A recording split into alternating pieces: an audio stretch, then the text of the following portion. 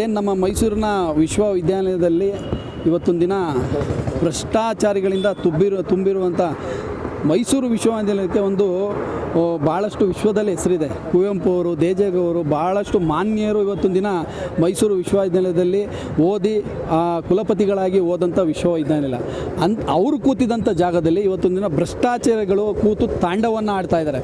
ಇವತ್ತು ಮೈಸೂರು ವಿಶ್ವವಿದ್ಯಾನಿಲಯ ವಿದ್ಯಾಸಂಸ್ಥೆ ಆಗಿಲ್ಲ, ಭ್ರಷ್ಟಾಚಾರಿಗಳ ಸಂಸ್ಥೆ ಆಗಿ ಕೂತಿದೆ. ಇವತ್ತೊಂದು ದಿನ ವಿಶ್ವವಿದ್ಯಾನಿಲಯದಲ್ಲಿ ಎಲ್ಲ ರೀತಿಯಾದಂಥ ಸಮಗ್ರ ಅಕ್ರಮ ಅಂತ ಹೇಳಿದ್ರೆ ಮೈಸೂರು ವಿಶ್ವವಿದ್ಯಾನಿಲಯ. ಯಾಕೆ ಅಂತ ಹೇಳಿದ್ರೆ ಮೌಲ್ಯಭವನದಲ್ಲಿ ಪ್ರತಿ ಸಾರಿನೂ ಕೂಡ ನಾವು ಟೆಂಡರ್ ಮಾಡಿದ್ದೀವಿ, ಹೊಸ ಸಾಮಗ್ರಿಗಳನ್ನ ತಂದಿದ್ದೀವಿ ಅಂತ ಹೇಳ್ತಾ ಇದ್ದಾರೆ. ಪ್ರತಿ ಬಾರಿಯೂ ಕೂಡ ಸಾಮಗ್ರಿಗಳನ್ನ ನಾವು ಟೆಂಡರ್ ಮಾಡಿದ್ದೀವಿ, ತೊಗೊಂಡಿದ್ದೀವಿ ಅಂತ. ಆ ಟೆಂಡರ್ ಮಾಡಿದ್ದಕ್ಕೆ ಅರ್ಹರಿಲ್ಲರ ವ್ಯಕ್ತಿಗಳ ಕೈಲಿ ಟೆಂಡರ್ ಮಾಡಿಸ್ತಾರೆ. ಮತ್ತು ಅಲ್ಲಿಗೆ ತರುವಂಥ ಸಲಕರಣೆಗಳನ್ನ ಮತ್ತು ಬೇಕಾಗುವಂಥ ಸಾಮಗ್ರಿಗಳನ್ನು 5,000 ರೂಪಾಯಿ ಅದನ್ನ 28,000, 30,000, 40,000 ಬಿಲ್ ಮಾಡಿದ್ದಾರೆ. ಅದೊಂದು ಹಗರಣ.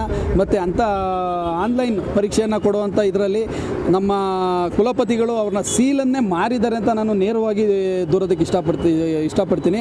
ಯಾಕೆ ಅಂತ ಹೇಳಿದ್ರೆ ಇವತ್ತೊಂದು ದಿನ UGC ಗೈಡ್ಲೈನ್ ಇದೆ. ಏನಂತ ಇದೆ, ನೀವೇ ಪಾಠ ಮಾಡಬೇಕು, ವಿಶ್ವವಿದ್ಯಾಲಯ ಪಾಠ ಮಾಡಬೇಕು, ನೀವೇ ಒಂದು ಅಂಕಪಟ್ಟಿಯನ್ನು ಸಿದ್ಧ ಮಾಡಬೇಕು, ನೀವೇ ಒಂದು ಪರೀಕ್ಷೆಯನ್ನು ನಿಗದಿ ಮಾಡಬೇಕು ಅಂತ. ಆದರೆ ಇವರು ಖಾಸಗಿ ವ್ಯಕ್ತಿಯ ಕೈಲಿ ಸಂಪೂರ್ಣವಾದ ಒಂದು ಹಿಡಿತವನ್ನು ಕೊಟ್ಟು ಇವ್ರು ಯಾವ ರೀತಿ ಇದು ಮಾಡ್ತಾಯಿದ್ರೆ ಗೊತ್ತಿಲ್ಲ.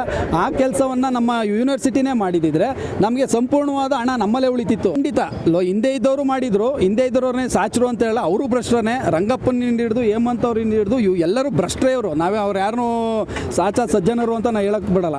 ಆದರೆ ಈ ವ್ಯಕ್ತಿ 22ನೇ 23ನೇ ಸಾಲಿನಲ್ಲಿ ಅದೇ ಒಂದು ಖಾಸಗಿ ವ್ಯಕ್ತಿಗಳಿಗೆ ತಿರ್ಗಾ ರಿನ್ಯೂವಲ್ ಮಾಡ್ತಾರೆ.